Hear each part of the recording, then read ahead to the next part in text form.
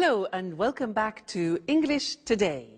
This is DVD 10 and the second DVD of your lower intermediate level. And in this DVD, we'll begin with another 3 episodes of our story, That's Life, followed by our special TV programs where our travel expert will be looking at capsule hotels. And then in our cinema program, we'll be talking about Bollywood. Then in the grammar section, we will study more about the forms will and going to in the future and their uses. We'll also study the past continuous tense and the different uses of the word like. So, I hope you enjoy yourselves.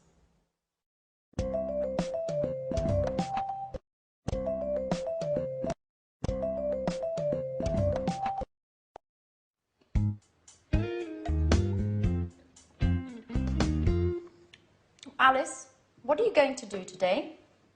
I don't know. Why? Well, I'm going to do some shopping for this evening. Would you like to come along? I'd like to make dinner for Jack's aunt. I also want to invite Sharon and Peter. My lesson is at 3. I don't know what time I'll finish. Well, don't worry. I'm going to do some work before that. I don't think I'll finish before 5. So, what do you say? Okay. But only if you loan me your red hat. Okay, I'll lend you the hat. But be careful. If you lose it, I'll get very angry. Good morning, everyone. Oh, good morning, Mrs. Andreini. What are you talking about? We're deciding what we're going to do today. How are you going to spend your day? I think I'll go for a walk in the city centre. Maybe do a little shopping. Oh, I think it's going to rain. Just look at those clouds. Hi, guys. Hi, Auntie. Morning. I'm on my way out. Jack, aren't you going to have breakfast? Oh, I can't, Auntie. I'm meeting a Japanese client. If I get there late, my boss will have a fit. You can't go on an empty stomach. Oh, don't worry. I'll have something to eat at lunch. Oh, wait, Jack. I'll come with you. So, we'll see each other at 5. Don't forget.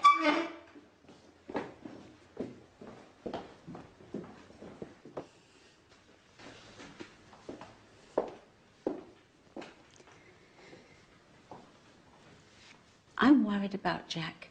He's so thin. Maybe he isn't eating enough. Oh, he won't starve if he misses breakfast. He seems so run down and so distracted. He's always thinking about something else. Maybe he's in love. Excuse me a moment. I'll get that.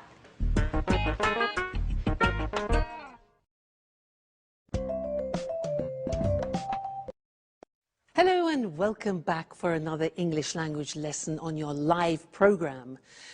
I want to tell you something else about will.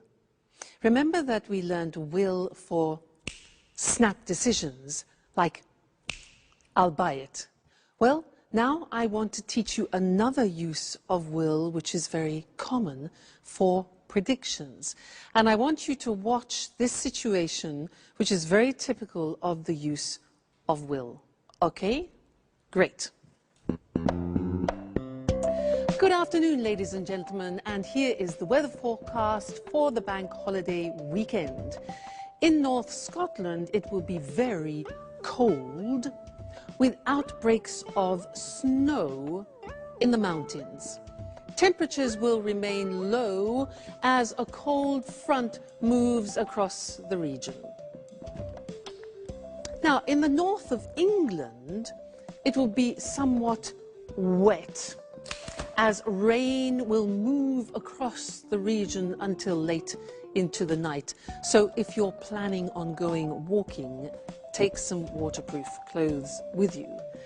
In East Anglia, it will be dry, but generally dull and rather cloudy, unfortunately. However, in South England, it will be a bright, clear day with sunshine, a day for the beach.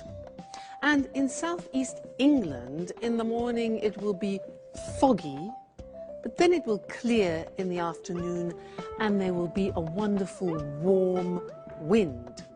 So, ladies and gentlemen, that is the forecast for your weekend, your holiday weekend, and I hope you enjoy yourselves. If I were you, I would go to South England where the sun is shining. Goodbye. Okay, now there I was telling you the weather forecast, and that is a typical example of when we use will. Let's look at the board. Now, will is easy, really. It's just the pronunciation which is difficult. I said tomorrow it'll be cold. You notice how it will becomes it'll. It'll. Strange pronunciation, yeah? So tomorrow, it'll be cold, it'll be sunny, it'll be winter. It won't be sunny is the negative. Won't, remember the difference between will not, won't, and want, won't, want. So be careful with that pronunciation. So it'll be sunny and it won't be sunny, you could say, okay? So that's another use of will for predictions. So we have learned snap decisions, I'll buy it, and predictions, tomorrow it'll rain. So what do you think it will do tomorrow? We'll find out, won't we? Okay, see you in the next lesson. Bye.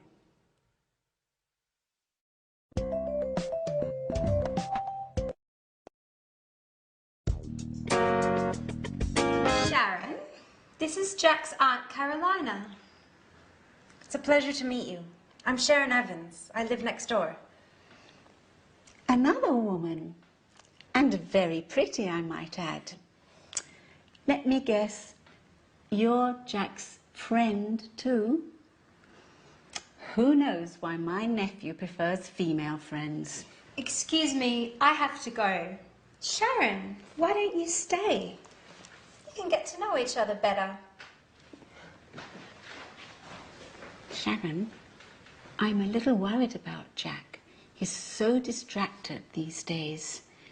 Maybe there's something you know I don't. Me? I don't know anything, really. It's strange. I know his work is going very well. Maybe there's a woman in the picture? Listen, I'm very sorry. As I told you, I don't know anything about it. Now, I really must get going. Okay, okay. What's the matter, Sharon? You look a little upset. I'm fine. Just a little tired, that's all. Listen, Sharon, you seem like such a nice girl. May I ask you a favor? Certainly. Go right ahead. You know I'm going to leave in a few days. When I leave, will you take care of Jack? It would make me feel so much better. Oh, well, I don't know. I don't know if I can do that. And why not? I'm not really the right person. And I'm also engaged to Peter. We live together. Engaged. That's strange. Why do you say that? Because love is joyful, my girl. And you seem, well, you seem so unhappy.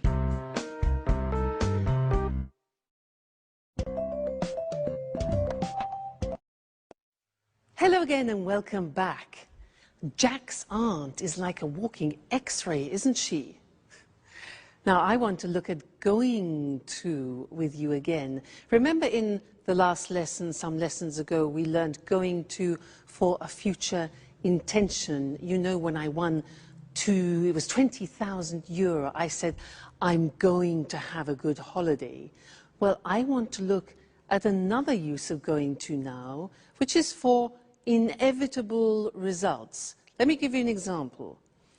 If I take this jug and this glass, and I start pouring water like this into it, right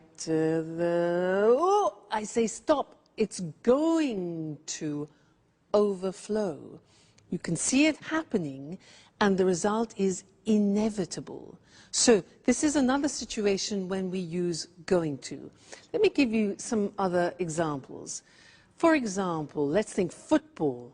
Yeah, you see the umpire, the referee. You see the referee, yeah? He does this. Red card.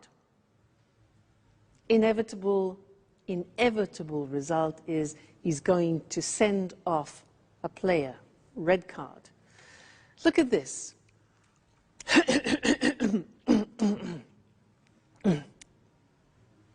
I'm going to make a speech. I'm clearing my throat. I'm preparing myself. The inevitable result is I'm going to make a speech. Okay, now this. My God, it's 4 o'clock. My train is at 4:15, and it takes me 20 minutes to get there by taxi. Oh no! Inevitable result.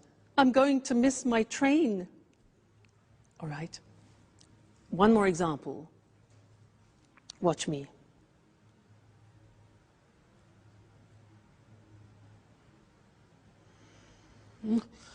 I'm going to fall asleep. That's the inevitable reaction, okay? So I want to look at those with you on the screen now. Let's have a look. So before we said that we use going to for future intentions, so let's remind ourselves of that. So I'm going to learn Portuguese, for example, or he's going to make a speech. These are intentions, okay? Be careful, you're going to drop those plates. Okay, so when it's an intention, you often think about the plan, you've planned it before. Remember that?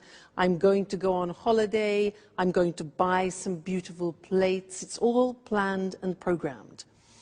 But going to, in this situation I showed you, is for something you see is about to happen. So, I look at my clock. I'm going to miss my train.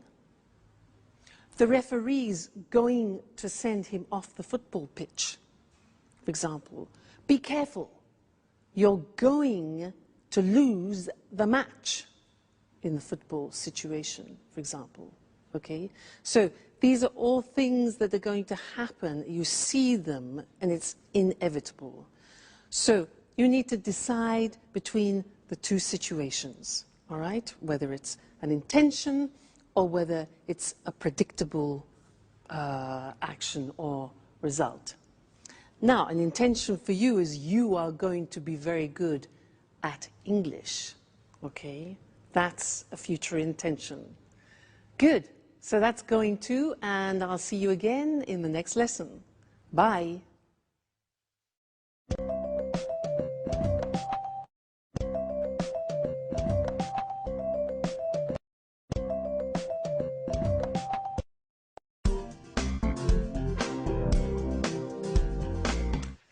Hello, Anne. You're very beautiful this evening. Come on. Would you like a nice big kiss? But, Peter, are you crazy? What's the special occasion? I'm so happy. I'm elated. But you're never like this. What's happened? Do you remember that famous director who was at my performance? What did he look like? You know, that tall, well-dressed man, about 50 years old. He looked like Clark Gable. Oh, yes. Now I remember. Well, he said he wanted to direct a musical in Japan. Yes? And? But so what? And he said he wanted me to do an audition. Yes? I can't stand the suspense. What about him? Well, today, I auditioned. And listen to this, Anne. He wants me to go with him to Japan. Oh, congratulations, Peter! That's fantastic. I'm so happy for you. Oh, now tell me everything. What was the audition like? I was very nervous. At first, he asked me to sing. And then he asked me to act like a snob. You know, they're putting on My Fair Lady, and they're looking for an actor to play the professor of pronunciation. Remember, this professor transforms a simple flower girl into a high society star. Oh, wow! A leading role! You are perfect for the part. But you like wearing fancy scarves. You enjoy using a superior tone of voice. And are you going to move to Japan? Of course. I'm so excited about the idea of living there. I wonder what it will be like.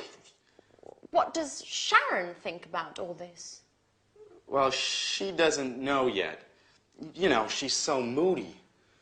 I need to find the right words. Anyways, all I can think about now is celebrating. Do you want to go dancing? But you hate dancing, Peter. I know, but I want to be crazy tonight.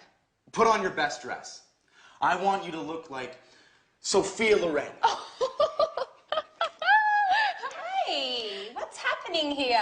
You're kissing each other. Alice, now hold on.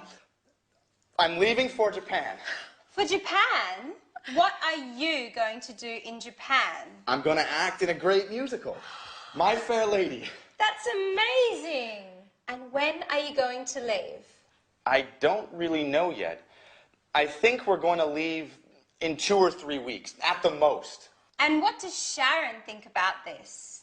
Sharon? Sharon? All you want to know about is Sharon. I imagine she'll be very pleased to come with me. At any rate, it's time to party. We're going dancing. Would you like to join us? Dancing? Why aren't you always like this? Going to Japan is making you much more fun.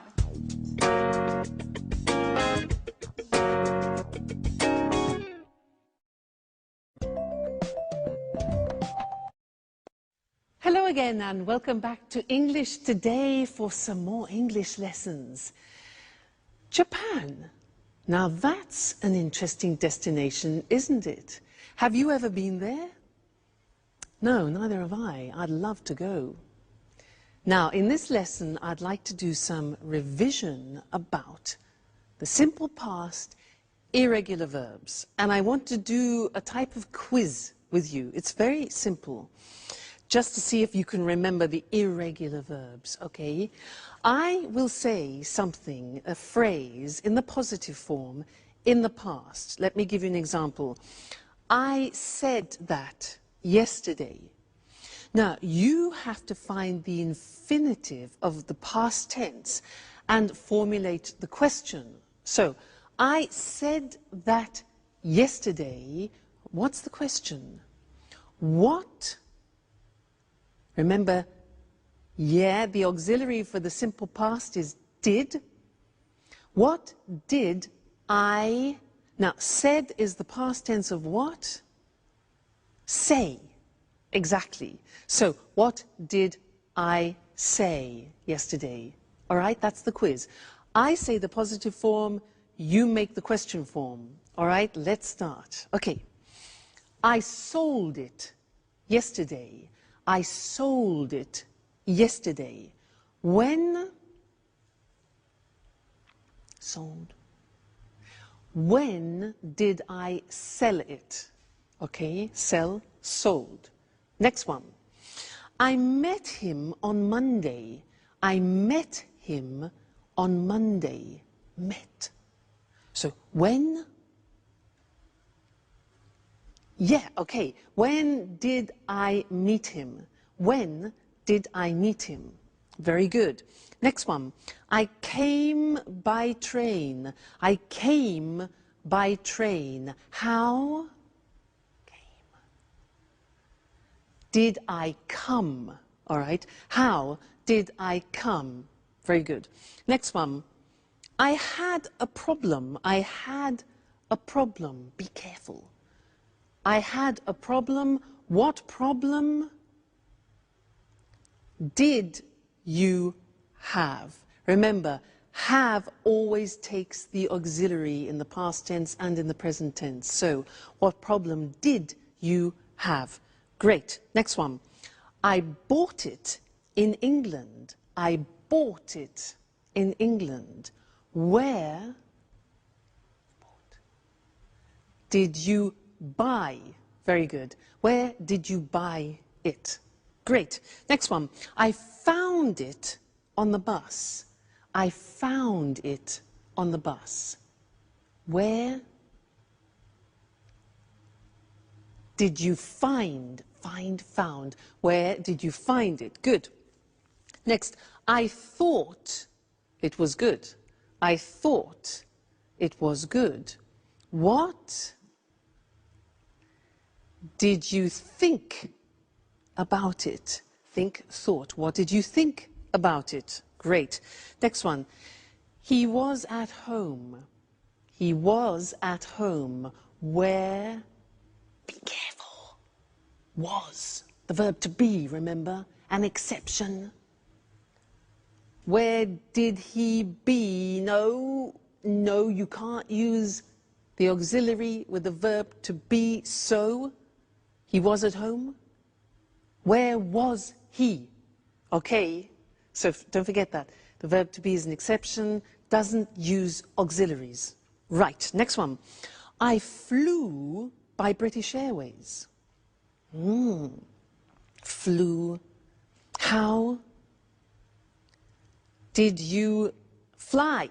Okay. I saw the film yesterday. I saw, S-A-W, the film yesterday. When? Did you see the film? Okay, great, we're getting good. I drank some wine. I drank some wine. What did you drink? And the last one, I took an aspirin. Took, T-O-O-K. I took an aspirin. What did you take?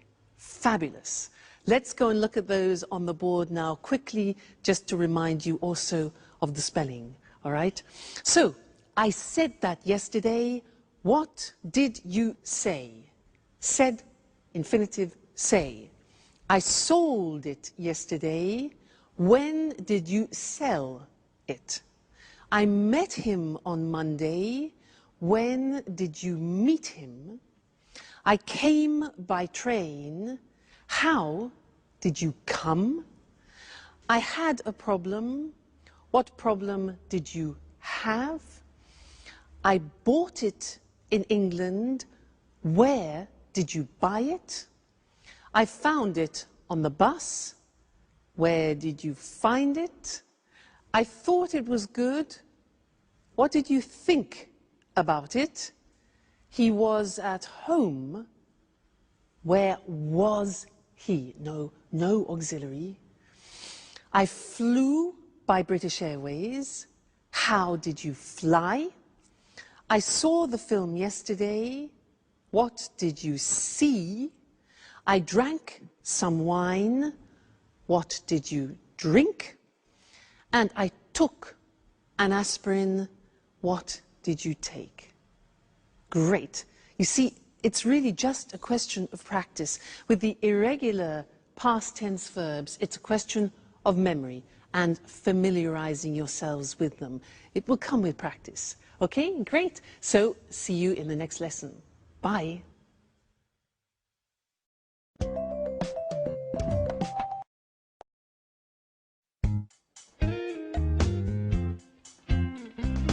Hi, everybody.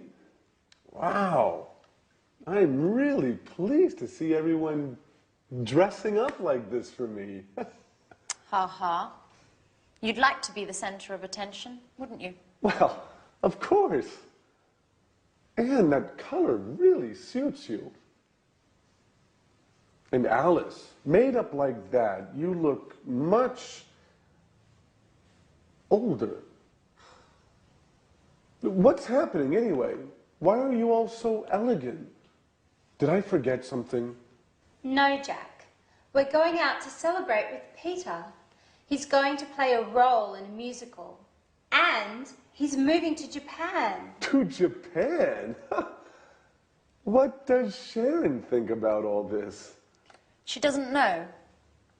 Anyway, according to Peter, she'll be ecstatic about the idea of moving to Japan. Moving to Japan?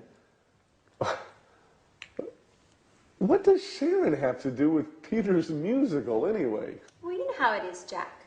When two people are together, they make changes together. And anyway, why do you care if Peter and Sharon move to Japan? Oh, I don't care. But I really don't think that Sharon is going to be happy about moving to Japan. That's what you think. Well, of course, I could be wrong. In any case, it's useless to make guesses. Hey, Jack, do you want to come with us? Not really. Tell Peter I'm sorry, but I don't really feel like celebrating tonight. Well, you don't know what you're missing. Sayonara, Jack.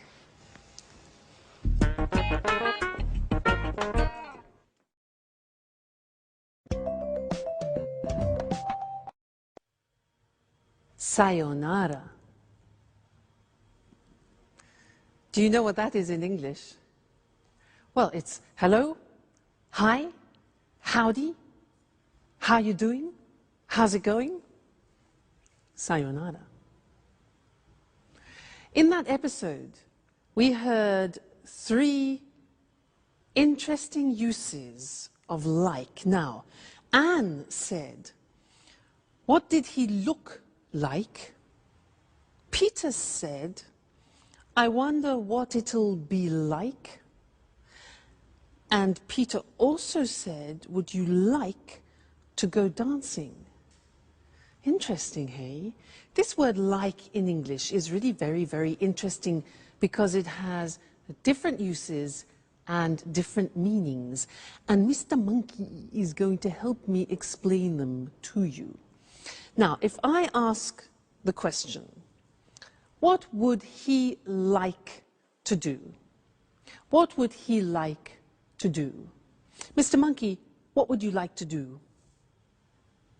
Mr. Monkey, you know what he said? He said he would like to find a Mrs. Monkey. Well, that's natural. What does it express? What would he like to do? Would like expresses desires, wishes, and wants. So that's one form. What would he like to do? What is his desire? Would like with the conditional form. That's one. Next one. If I ask what does he like in the present tense, what does he like? Well, I know he likes jumping around trees and eating nuts. What do you like? That's a question about your general likes, the things that you like doing on a regular basis. For example, I like singing. He likes eating nuts. What do you like doing? Do you like going to the cinema, going to the theater? So those are general likes, all right? Number 2. Number 3, I say, what does he look like?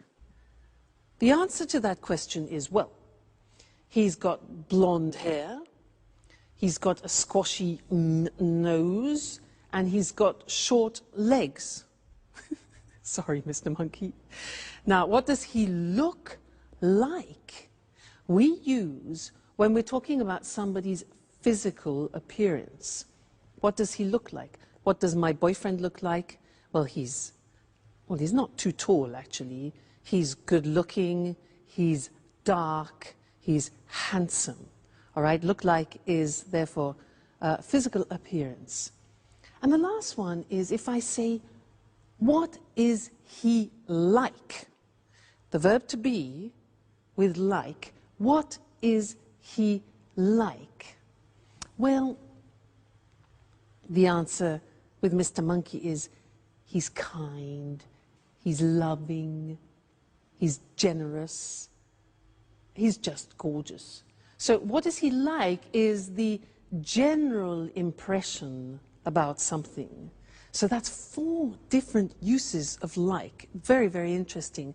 Let's look at them together on the board to help you. So the first thing we said was talking about a specific request, about something you desire or something you want, okay? So what would he like to do? So would like. The answer could be, in his case, he'd like to have a long holiday in the sun. Yeah, and wouldn't you? All right. The next question was, what does he like? And this is for general likes, hobbies, for example. And the answer could be, well, he likes going to the theater and the cinema. He likes playing with other female monkeys. Okay. So, next question was, what does he look like? Now that's for physical appearance, remember? What does he look like? He's dark, he's handsome, that's my boyfriend. He's short and blonde, that's Mr. Monkey.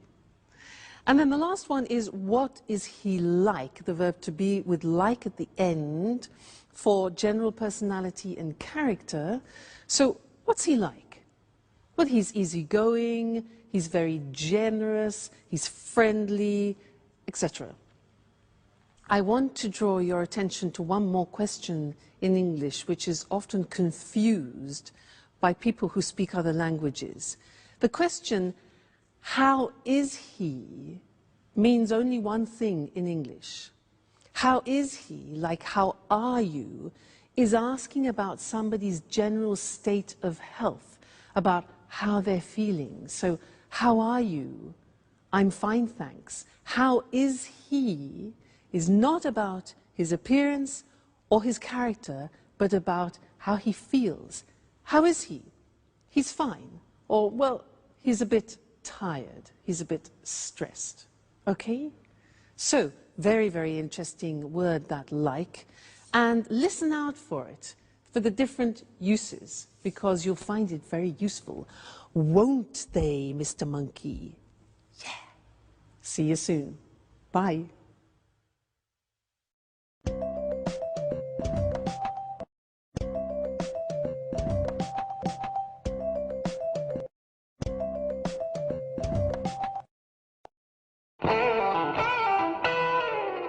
Yes, sure. Okay, 4 o'clock is fine. I'll see you later. Bye.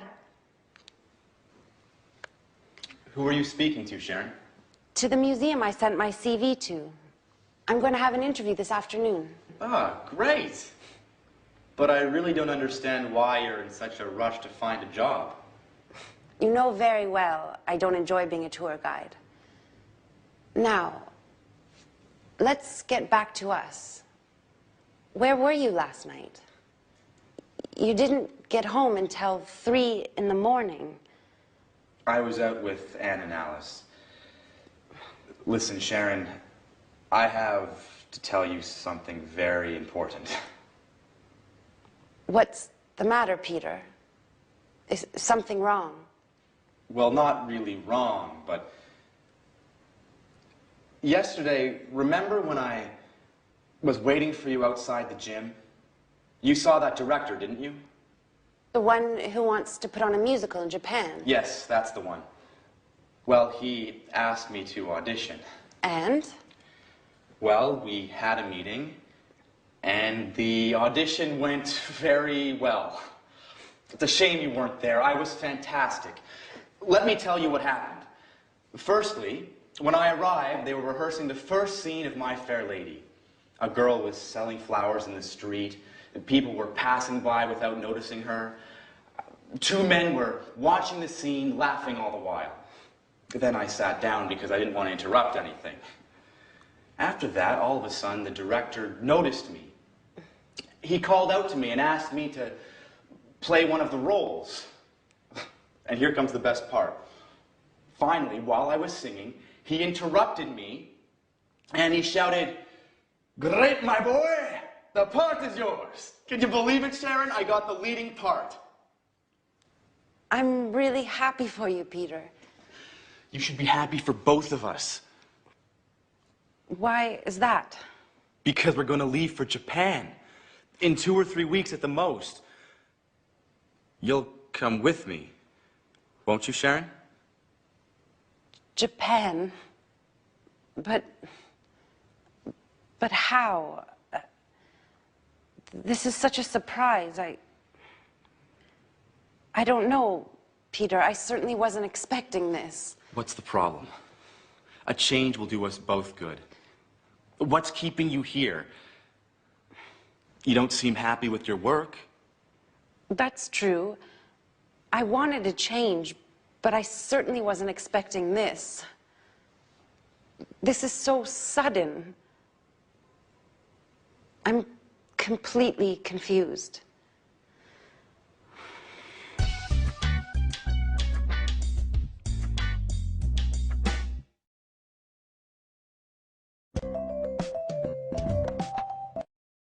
Hello again. Peter and Japan, or Jack and England? Sharon, the choice is yours. What would you choose? Now, there was something that Peter said in that episode which is interesting and that I'd like to teach you now. He said, while I was singing, he interrupted me and shouted, "The part is yours." While I was singing, he interrupted me. Now that is an example of the past continuous tense, which is what I'd like to look at with you now. And I want to give you some examples of that if you listen, using my friend, the alchemist. Now this is the alchemist. And he travels through many countries looking for magical potions to help people. And he was traveling in Tibet for many, many days and was extremely tired. So he decided to lie down and rest. So Mr. Alchemist rested in the mountains of Tibet. And while he was resting, a magical butterfly from Tibet rested near his head to protect him. And these butterflies in Tibet protect good people from the evil around. And there are evil things in the mountains of Tibet. So, while he was resting and regaining his energy, suddenly a ferocious lion appeared and saw the alchemist and the butterfly resting and thought, "Ha-ha, a great two-course dinner, a starter and a main course." As he was preparing to attack, the butterfly saw him but didn't move. As the lion was getting closer, suddenly the butterfly turned and cast a spell on the lion, and the lion bit off his tongue and died. That was the end of the lion. And the alchemist survived. Let's look at the language that I use there, the past continuous. Now, the past continuous, as I said before, is a tense that we use when an action is continuing and is sometimes interrupted by another action. Look at the example. He was sleeping when the lion attacked. She was working when it happened. Now, you noticed it's I was, you were, he, she, it was, we were, you were, they were, plus the infinitive form and ing. So, she was working when it happened. We were watching TV when he phoned. They were relaxing when the lights went off. Now, the negative form is easy because you put the auxiliary into the negative. I wasn't concentrating when I dropped it. You weren't listening when the teacher explained it. You weren't. Check the pronunciation there. It wasn't working when I switched it on.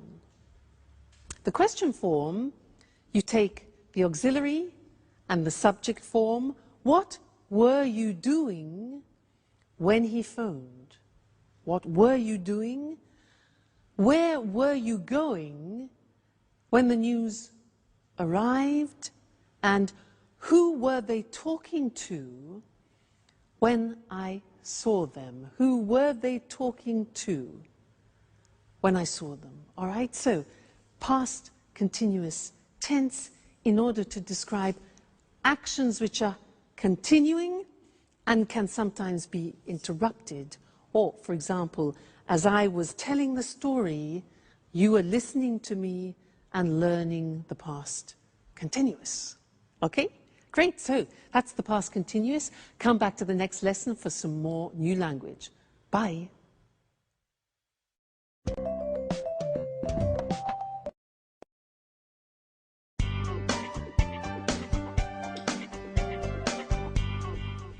Hi, Anne. What's that smell? What are you cooking? I'm cooking roast beef. Wow, I'm starving. You know, my sweet Anne, I was thinking about you today, about how you take care of Alice and me. You were fantastic. It's something I've been wanting to tell you for a long time. Come on, Jack. Stop it. Stop making fun of me. Oh, but it's true, Anne.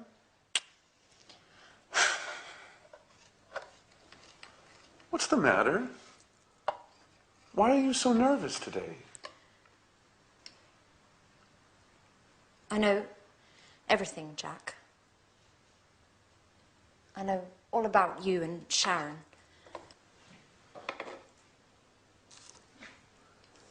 And what is it exactly that you know? That you had a relationship many years ago, and that maybe you are still in love with her. And how did you find this out?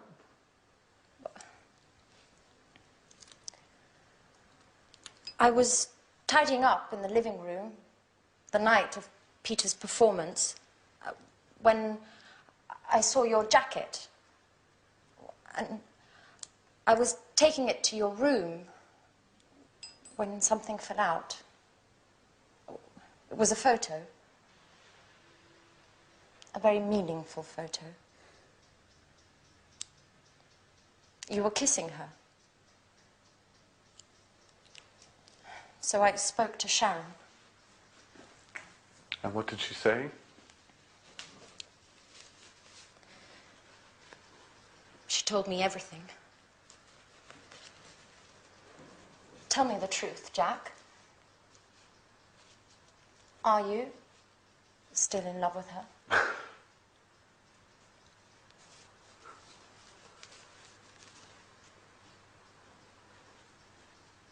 Well,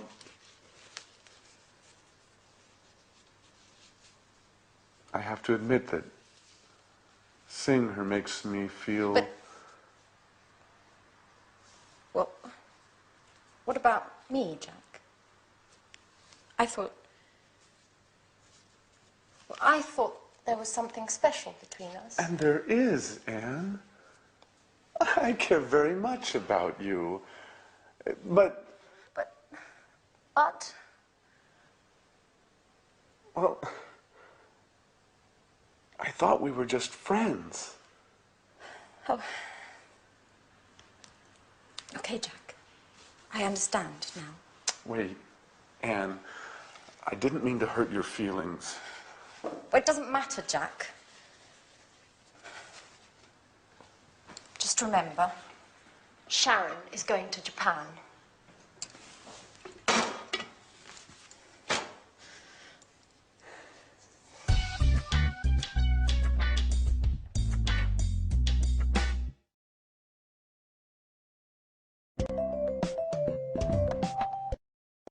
Hello again and welcome back for some more English.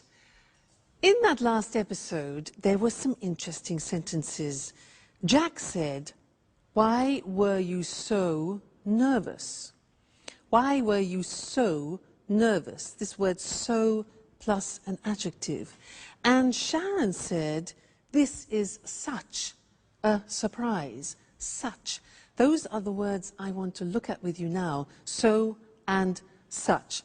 Now, I want to illustrate them by telling you something about a holiday that I went on. Listen to how I use them. Now, in front of me, I have some objects which I found when I went to Tibet. I had a fantastic holiday in Tibet. It was so interesting. And we visited the monasteries there, which was so huge and so beautiful.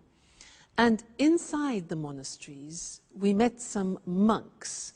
Now, there aren't actually many monks left in the monasteries anymore, but they were very interesting and so special. And we saw this instrument. This here is an instrument. And look, if you can open it, it's so strange. Look at this. And it's so long. And it's actually so difficult to blow. I'll try. Listen.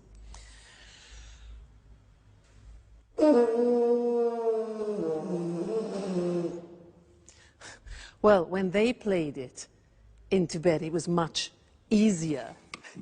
Anyway, so interesting, this. So they have these instruments. And the monks wear these hats, look. Look. Oh, so strange, hey? Look at them. Very strange. So, or very interesting. And in Tibet, obviously, the temperatures are low, and the Tibetans have a special type of milk. And this is a container where they keep the milk, and the milk is yak milk. It comes from these unusual cows with long hair and horns that make this milk, yak milk, which is so unpleasant if you're not used to it.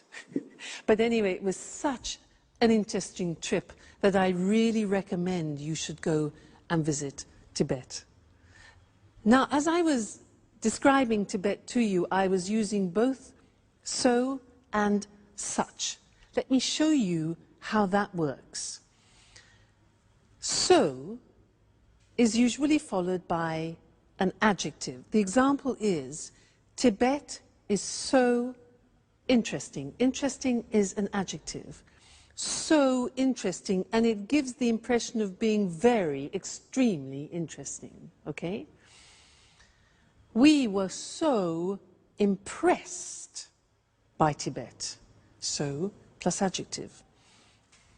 These instruments are so difficult to play, okay? They're so difficult to play. The monasteries are so huge, and it was so cheap. In fact, the holiday was so cheap. All right, so followed by an adjective. Now, such. I said it was such an interesting trip. Now, look at that.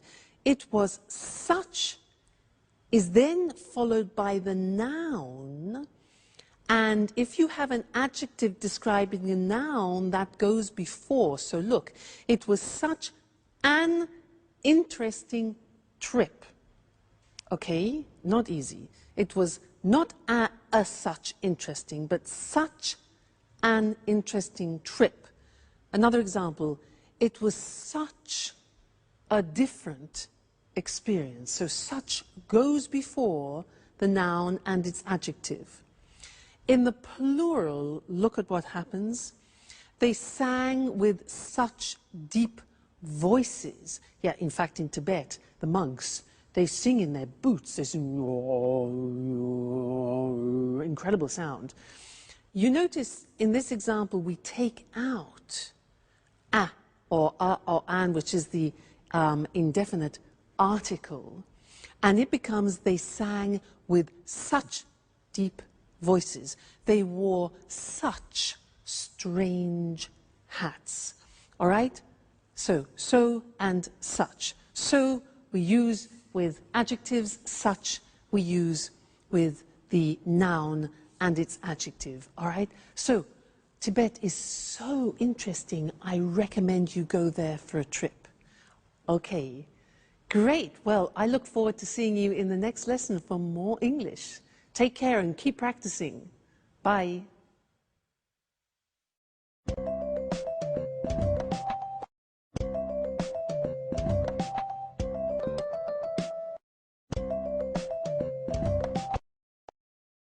Good morning. Welcome to this week's edition of the Travel Programme, and welcome to Christine Oteng, our travel expert. Good morning, Lucy.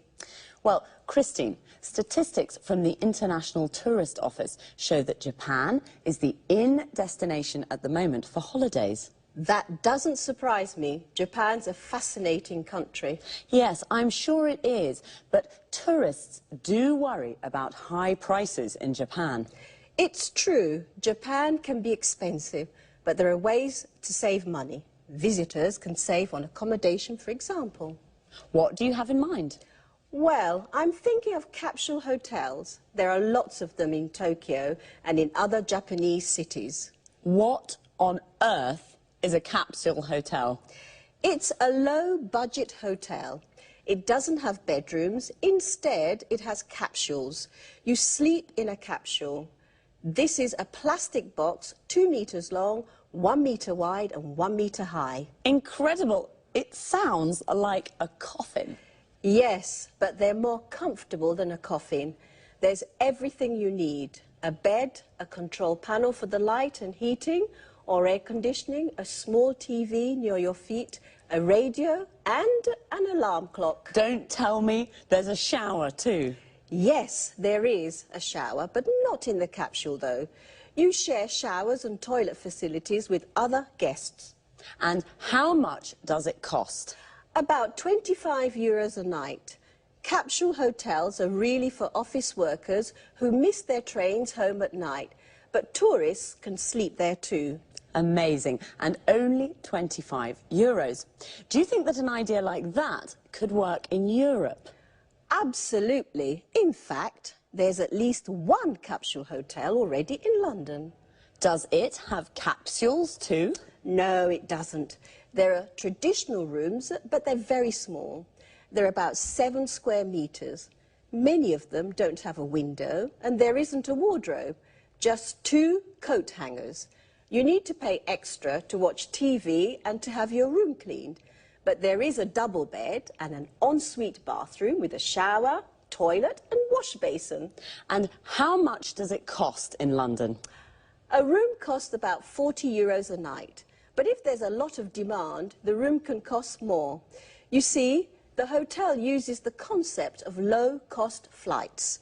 And the earlier you book, the cheaper it is. So, if you book at the last minute, you pay more. That's it. Well, there are some interesting travel ideas there. If you're looking for a cheap place to stay in central London, you could try a capsule hotel. But remember to book early. On the other hand, if you're visiting Tokyo, why not spend a night in one of those capsules? It'll certainly be an unusual experience, and you'll save some money too. Thanks, Christine. It's a pleasure. Goodbye. And goodbye to all our travellers. See you next week.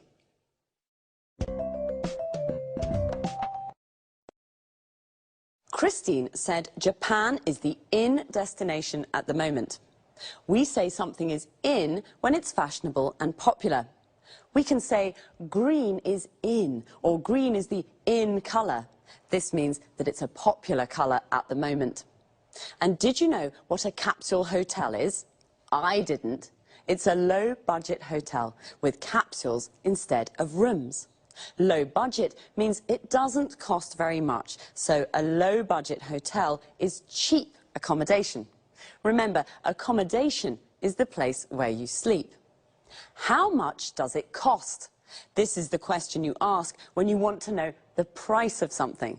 It costs about €25 a night.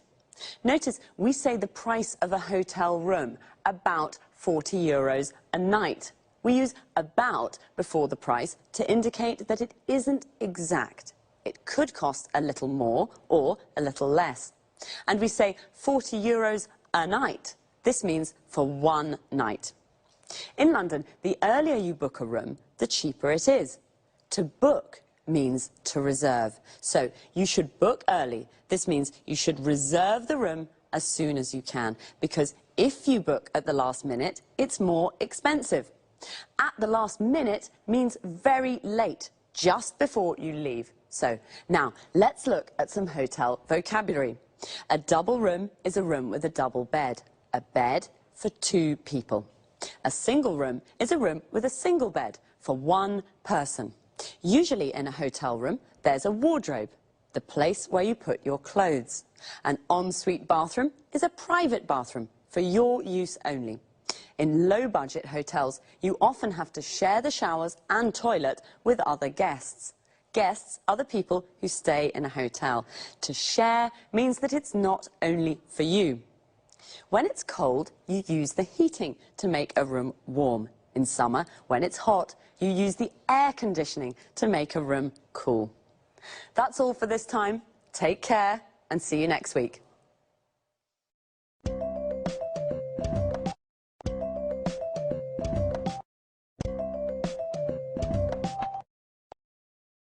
Good morning and welcome to this week's edition of Talk Cinema. And welcome to Sanjeev Gupta, our cinema expert. Hi Lucy, and hello everyone. Well, Sanjeev, what are we talking about today? Bollywood. I'm sure you're a real expert, Sanjeev, and a fan. Absolutely, I adore Bollywood films. You know my brother's a director in Mumbai. Interesting. First of all, let's explain to our viewers what Bollywood is. Of course, Bollywood's the name given to the Indian film industry. It comes from Bombay and Hollywood, Bollywood. Bombay's the center of the Indian film industry. Bombay's now called Mumbai, but the name Bollywood is still used. As you seem to be such an expert, I can ask you lots of questions. Fire away. How many films are made in Bollywood each year? About 800. The same as the number of films that are made in Hollywood. Wow, filmmaking's a really big business in India. That's right. Did you know that 14 million people in India go to the cinema every day? 14 million every day? I don't believe it. That's a huge number of people. That's right. There are lots of people in India, remember, but even so, it's a large number of cinema goers. It certainly is. But tell us, is it true that Bollywood's now becoming more known internationally? Yes, it is. Many people from India now live overseas, especially in the UK and the USA. Today, in the UK, Bollywood films are screened in normal cinemas and are also broadcast on TV. The films are becoming popular with new audiences. Also, you know, Hollywood's beginning to copy Bollywood. The film Moulin Rouge, for example, used lots of ideas that are common in Bollywood films. I see. But what's so special about Bollywood films? The films are full of colour, with beautiful traditional Indian costumes and lots of Indian music and dancing. But there's one thing I don't like. The storylines are nearly always the same. Love stories, I mean. I see. What about the actors? Does Bollywood have its own film stars? It certainly does. They're very famous and very rich, just like Hollywood stars. Well, stars are the same everywhere. But tell us, Sanjeev, are there any problems facing Bollywood? Unfortunately, there are. Illegal copying is the biggest problem facing the Bollywood studios. They lose lots of money because of piracy. Another problem is that young audiences are becoming bored with the traditional love story formula. Today, the studios have to create new storylines.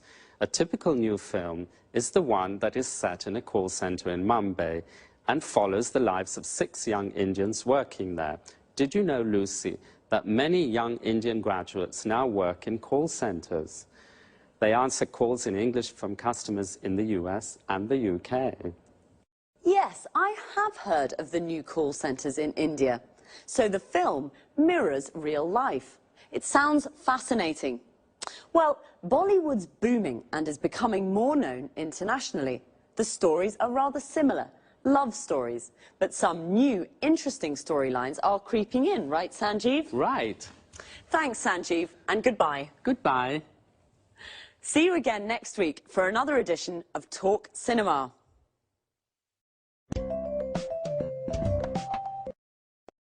So, Bollywood is booming. We say something is booming when it is growing quickly and becoming successful. Bollywood is the name of India's film industry. The film industry is everything connected with making films. The music industry is everything connected with making music. Sanjeev said that Indian films are screened in cinemas in the UK and broadcast on TV. We say that a film is screened in a cinema, which means it is shown there, and a film is broadcast on TV means it is shown on TV. Well, I didn't know there were so many cinema goers in India. A cinema goer is a person who goes to the cinema to watch films. Are you a cinema goer? Do you like love stories? A love story is a story about love. Most Indian films are love stories. In fact, the storylines are nearly all the same. A storyline is how a story develops. So the storyline of a film is what happens in the film. The audience is all the people in the cinema watching a film. In a theatre, the audience is the people watching a play. Young audiences in India are bored with love stories. This is a problem Sanjeev mentioned. He also said illegal copying and piracy are problems. Illegal copying is when somebody copies a film without permission. It is illegal. And piracy is when people sell the illegal copies. Bollywood studios lose money because of illegal copying and piracy. It's a problem for film and music industries all over the world. Do you remember the expression Sanjeev used when I told him I had lots of questions for him? He said, "Fire away." This is an informal way of saying, ask me those questions. Bye for now. See you next week.